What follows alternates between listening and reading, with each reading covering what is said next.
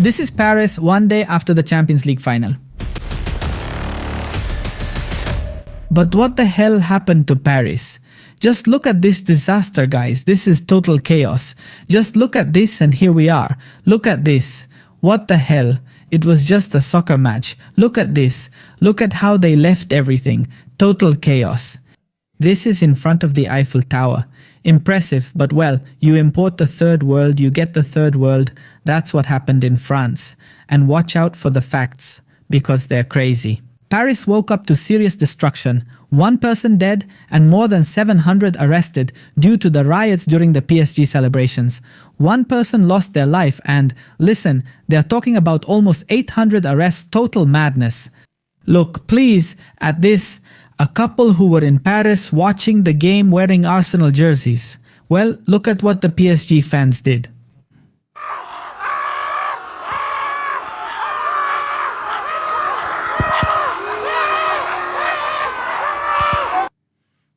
Honestly, what shameless people, seriously.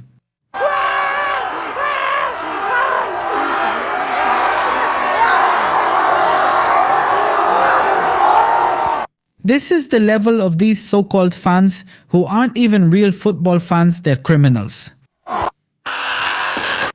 And there they even chase them and it's like, what the heck?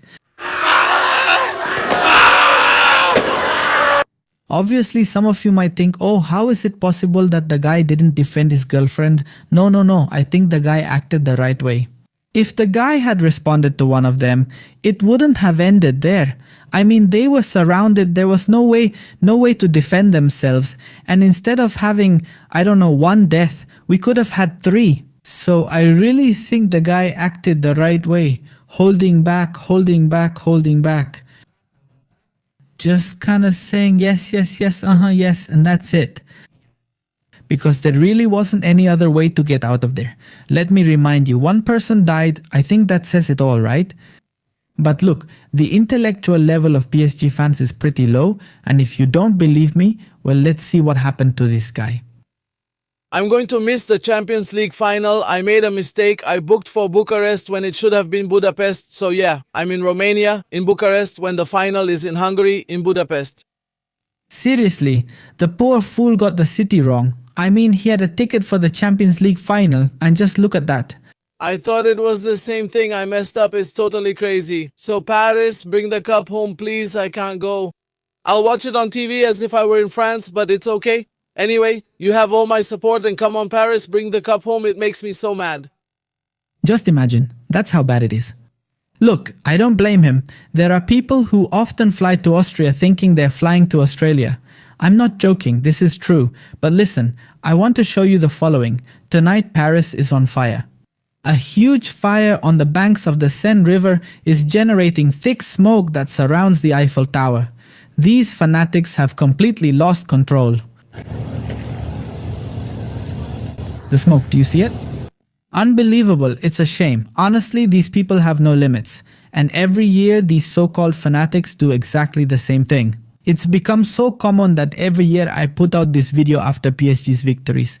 It's just pathetic, it's shameful. Look, obviously I put it out, but with updated information, right? Because every year there are different incidents, there are different numbers of victims. I mean, actually, the situation keeps getting worse. Instead of improving, it just keeps getting worse. And I wonder, how did things get to this point in France? How did they allow it? And another thing, is this becoming normal? But it's not normal. Look, France wasn't like this. 20 or 30 years ago, these celebrations didn't exist. And please, just look at how Paris is today.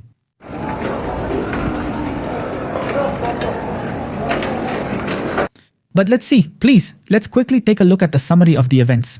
More than 780 arrests and 1 death in a motorcycle accident marked the celebrations for PSG's victory in the Champions League in France.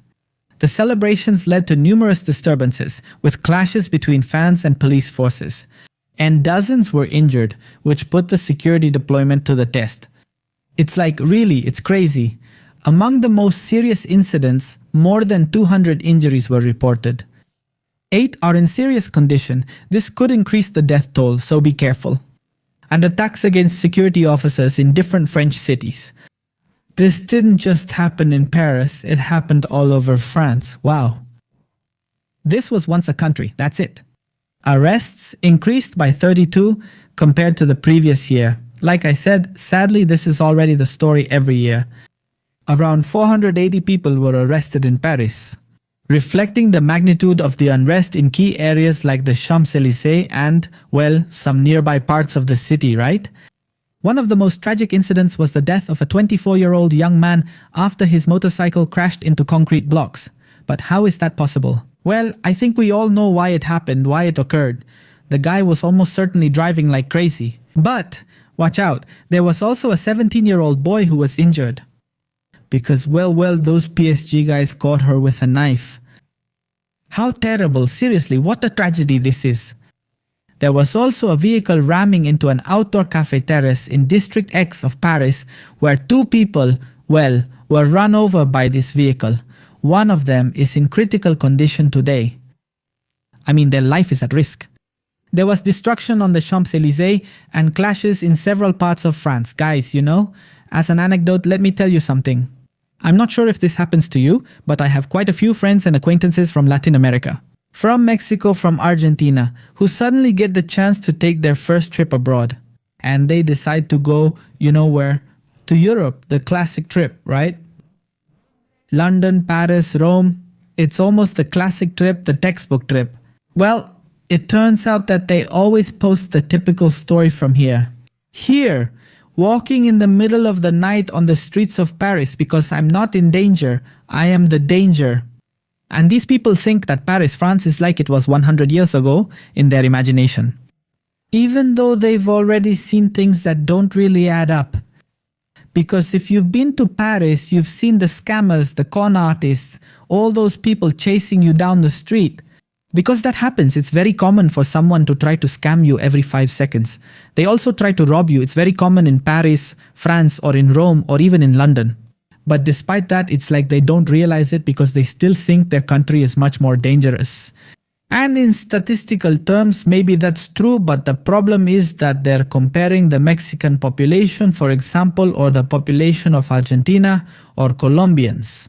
They're comparing them to Europeans, but they're comparing them to the traditional European. That European who is becoming a minority in their own country. Guys, but anyway, this is what happened in Paris, France. It was complete madness. See you next time.